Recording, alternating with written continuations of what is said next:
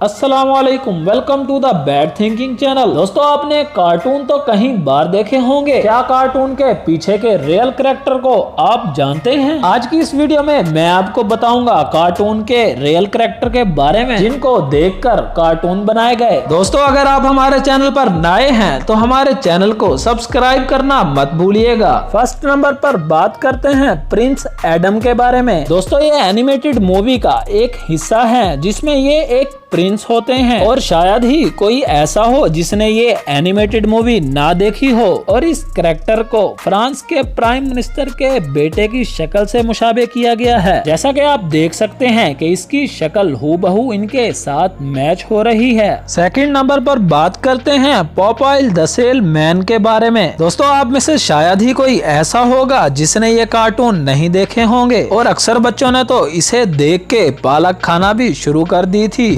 हकीकत पॉपाई the cell man का real नाम फ्रैंक रॉकी है, जो कि अमेरिकन नेवी में थे और हर वक्त अपने मुंह में सिंगार रखा करते थे। और इनके गुजर जाने के बाद इनके दोस्त ने इन पर एक एनिमेटेड मूवी बना दी जिसका नाम पॉपाई द सेल मैन रखा गया। थर्ड नंबर पर बात करते हैं श्रेक कार्टून के बारे में। दोस्तों, इस एनिमेटेड मूवी का मेन कैरेक्टर श्रेक हैं, जो कि देखने में एक बहुत ही भद्दे से इंसान लगते हैं। आप सोच रहे होंगे क्या इनका भी रियल लाइफ में कैरेक्टर हो सकता है? जी हाँ दोस्तों, फ्रांस में रहने वाले ऐसे शख्स जो एक बीमारी में मुब्तला थे और इस बीमारी की वजह से बॉडी के काफी पार्ट बहुत बड़े हो जाते हैं, जबकि एक डायरेक्टर ने इस शख्स को मद्देनजर रखते हुए एक एनिमेटेड मूवी तैयार कर ली जिसका नाम द श्रेक रखा गया। लास्ट में बात करते हैं स्पंज बॉब के बारे में। दोस्तों, आप सोच रहे होंगे क्या इनका भी रियल लाइफ में कोई कैरेक्टर हो सकता है? नहीं दोस्तों, इनका कोई कैरेक्टर तो नहीं है, लेकिन एक डायरेक्टर ने